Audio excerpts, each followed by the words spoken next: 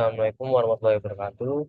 In this video, I will explain the journal article about the application of BIM 3D and analysis of knowledge area 9 in resource management in building construction project Nadatul Ulama University of Yogyakarta. Nah, untuk di sini di awalnya itu ada pembahasan tentang abstraknya.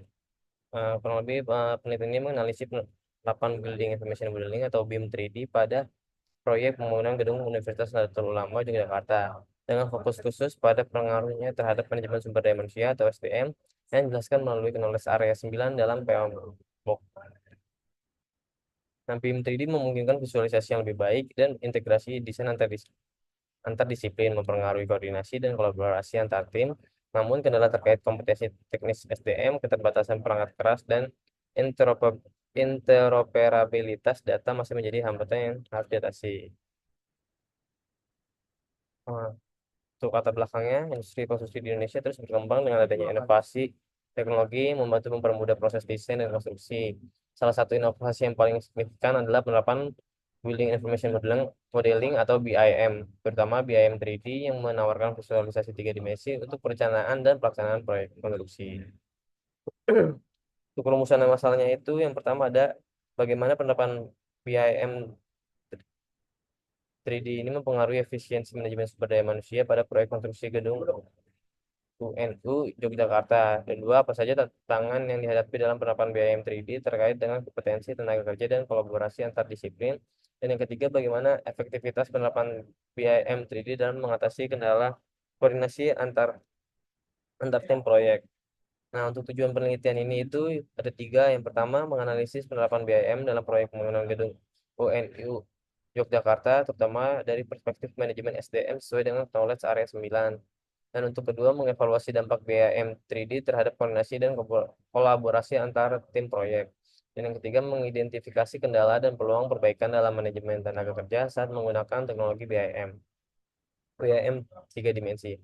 Nah, untuk manfaat penelitiannya itu yang pertama memberikan wawasan praktis bagi pelaku industri konstruksi tentang cara mengoptimalkan penggunaan BIM tiga dimensi, terutama dalam hal manajemen SDM dan kolaborasi tim proyek. Yang kedua, menambah literatur.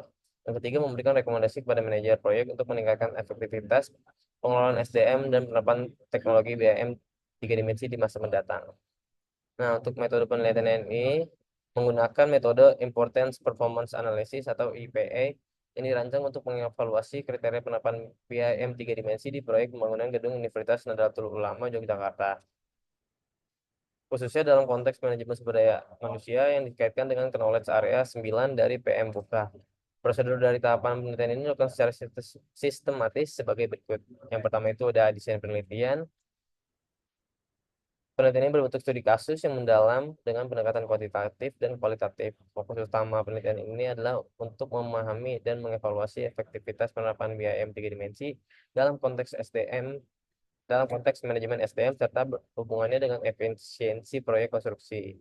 Nah, yang kedua ini subjek penelitian. Subjek penelitian itu ada manajer proyek yang bertanggung jawab dalam pengelolaan seluruh proyek, terus ada tenaga ahli BIM yang bertanggung jawab dalam implementasi BIM tiga dimensi di lapangan, terus ada tim konstruksi termasuk kontraktor, konsultan pengawas, serta staf yang terlibat dalam proses pengambilan keputusan, terus ada SDM proyek termasuk personel yang secara langsung menggunakan dan berkolaborasi melalui BIM tiga dimensi.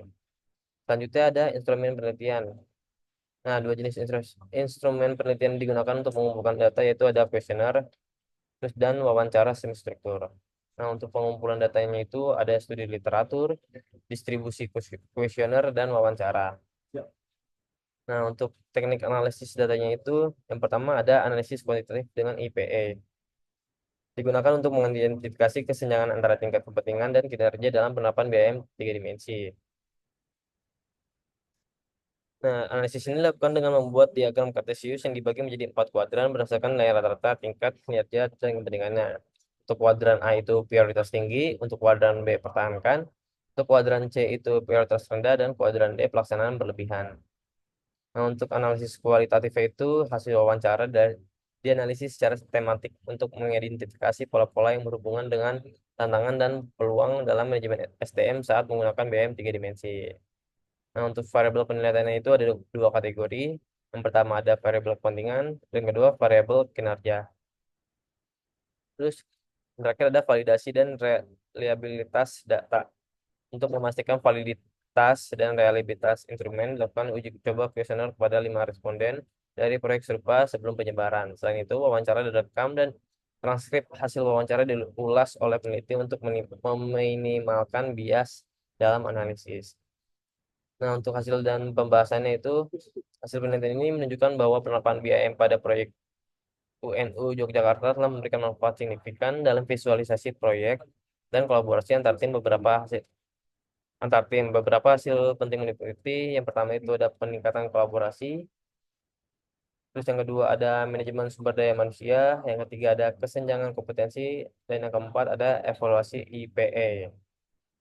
Kesimpulannya, penelitian ini menyimpulkan bahwa penerapan BIM 3 dimensi pada proyek pembangunan gedung Universitas Nahdlatul Ulama Yogyakarta telah memberikan dampak signifikan dalam meningkatkan visualisasi, koordinasi, dan kolaborasi antar disiplin proyek. Untuk BIM 3 dimensi memungkinkan pengelolaan informasi yang lebih baik sehingga mengurangi potensi kesalahan dan konflik selama proses konstruksi. Namun masih terdapat beberapa tantangan yang perlu diperbaiki, khususnya dalam hal interoperabilitas data antar perangkat lunak dan kompetensi sumber daya manusia yang masih rendah dalam penggunaan teknologi BIM 3 dimensi. Nah, untuk dari perspektif knowledge area sebenarnya ini menunjukkan bahwa keterbatasan dalam kompetensi teknis SDM menghambat optimalisasi penggunaan BIM 3 dimensi. Untuk itu diperlukan peningkatan pelatihan dan pengembangan kemampuan teknis di kalangan tenaga kerja proyek. Selain itu, pentingnya kepemimpinan yang kuat dan pembagian tanggung jawab yang jelas juga menjadi faktor kunci dalam manajemen proyek berbasis BIM. Nah, untuk rekomendasi utama dari penelitian ini yaitu peningkatan program pelatihan BIM, penyelarasan perangkat lunak antar disiplin, dan peningkatan kapasitas perangkat keras untuk mendukung keberhasilan penerapan BIM 3 dimensi. Berikut hasil daftar pustaka dari jurnal artikel ini. Mungkin itu saja dari saya. Kurang lebihnya mohon maaf. Wassalamualaikum warahmatullahi wabarakatuh.